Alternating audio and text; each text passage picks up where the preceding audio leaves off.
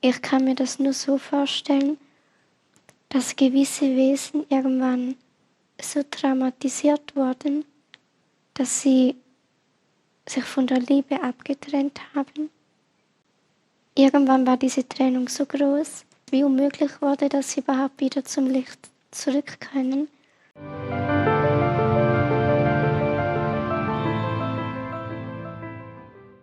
Es kommt immer und immer wieder die Frage, und ich weiß nicht, wie man die letztendlich und ob man sie überhaupt wirklich so beantworten kann.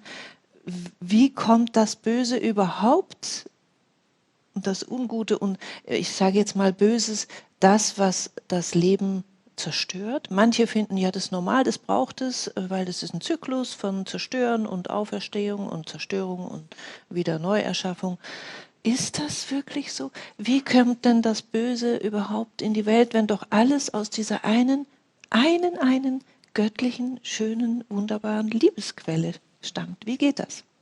Also ich kann nur meine Theorie sagen, weil das ist, also gefühlsmäßig kann man das überhaupt nicht verstehen, dass es überhaupt solche Wesen gibt. Und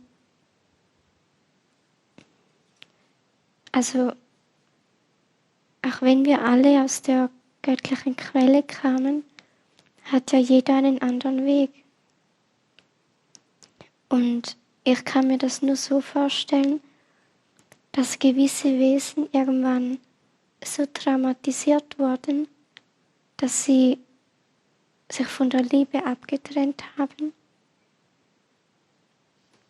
Und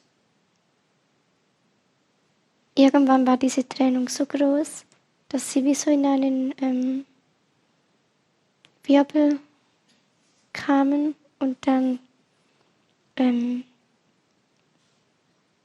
also dass es wie unmöglich wurde, dass sie überhaupt wieder zum Licht zurück können, weil diese Verbindung so verloren gegangen ist, dass sie nicht mal den Wunsch haben, dass sie irgendwie zur Liebe zurück wollen oder können.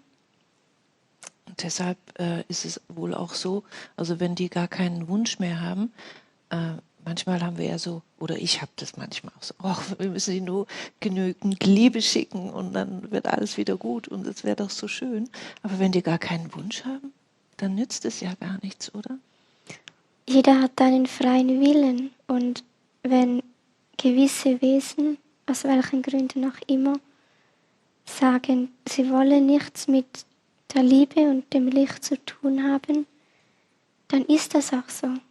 Das heißt nicht, dass sie verloren sind, weil wenn sie sich ändern und merken, sie wollen wieder zur Liebe, dann wird ihnen geholfen. Aber solange sie in diesem Zustand sind, dass sie davon nichts wissen wollen, ist das auch so, weil die haben das ja selber gesagt.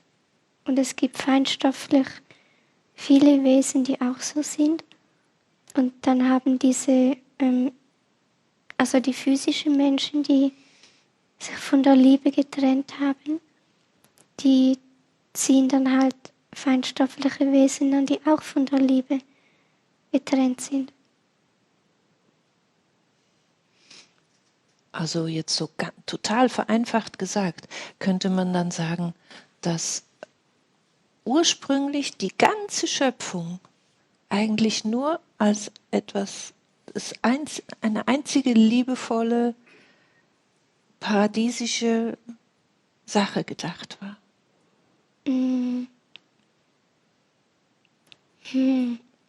Ich kann jetzt nur sagen, an was ich mich noch erinnere.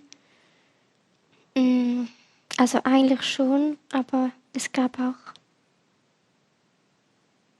irgendwie keine Erde und keine physische Dimension. Also es war noch ganz anders, ganz am Anfang. Das hat sich ja dann erst mit der Zeit runter verdichtet und dass überhaupt so Menschen entstanden sind, das war ja nicht von Anfang an.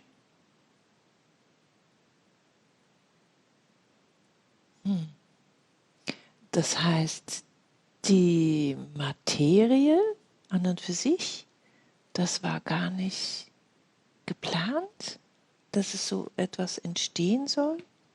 So würde ich das nicht sagen. Es gab es damals einfach nicht. Also damals, du sprichst jetzt davon, dass du dich noch erinnerst, damals, als es noch keine materiellen Schöpfungen gab, da war alles nur Licht und Liebe und nichts, kein anderer Einfluss. Also es gab schon Wesen, die hatten ein eigenes Bewusstsein. Die ersten, die dann angefangen haben, weiteres Leben zu erschaffen. Also sie hatten ein eigenes Bewusstsein. Und dann entstand neues Leben und dann ging das irgendwie immer so weiter. Aber das war in diesem Entstehungsprozess auch mit eingeplant, oder? Nichts Genau? entsteht ja zufällig. Es muss ja, wenn der Schöpfer, der Erste, der einen Impuls ausgesandt hat, dass Dinge entstanden, der muss ja dann auch diese Wesen erschaffen haben, die dann wiederum Neues geschaffen haben. Und wann und wie geschah dann, war das ein Unfall? Oder ist es, weil der freie Wille da war, dass jemand gesagt hat, okay, ich will jetzt mal was anderes als Licht und Liebe? Oder was passierte dann? Also aus meiner Sicht, eben, ich vermute, die wurden so traumatisiert. Aber wovon denn? Das weiß ich nicht. Ich kann mir das auch nicht vorstellen. Okay. Aber das sind Wesen, die so abgetrennt von der Liebe sind, dass sie auf keiner Ebene mehr erreichbar sind für Liebe oder für überhaupt irgendwas Gutes und Schönes. Und die sind wie ein einzig schwarzes Loch. Und was anderes haben die nicht. Und weil die eben dieses riesige Loch haben, müssen sie immer andere kontrollieren, weil sie haben ja keine eigene Anbindung. Also sie spüren sonst nichts, wenn sie das nicht tun. Ja, und sie haben wirklich nichts.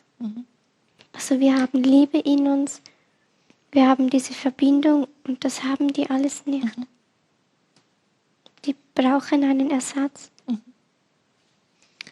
Wenn jetzt die Erde befreit ist, sind die dann weg, ganz weg. Oder wo gehen die dann hin? Oder was passiert dann? Also ich denke, man fragt sie dann, ob sie zum Licht wollen und sich mit der Liebe verbinden wollen. Und die dem zustimmen, dann ist das ja gut. Und die das einfach nicht wollen, die werden wahrscheinlich dann wieder von der Quelle auf Anfang zurückgesetzt. Und dann fangen die von vorne an. Also zurück auf Feld 1. Ja. Okay. Und vielleicht werden die auch ganz aufgelöst und sind für immer weg. Es ist ein Riesenmysterium. Und immer wieder, wenn ich dann eine Weile über solche Dinge nachgedacht habe, dann denke ich, ja, man kommt doch nirgends hin mit all den Gedanken. Und was bleibt einem dann übrig? Hier und jetzt das Beste und Schönste zu tun, was man gerade schon weiß und was man schon kann. Und das jeden Moment und jede Minute und so gut es eben geht. Und das ist doch das Beste, was wir jetzt tun können. Es gibt so viele Fragen, die sagen, ja, was sollen wir denn tun? Was ist denn das Beste, was wir in dieser schwierigen Situation tun können? Was sagst du dazu? Also, das muss ja jeder selber wissen, weil jeder hat eine eigene Aufgabe und für gewisse Menschen ist das richtig und für gewisse Menschen etwas anderes. Was wir einfach alle tun können, ist, dass wir unserem Herzen folgen und dass wir halt das tun, warum wir hier sind und was unsere Seele möchte.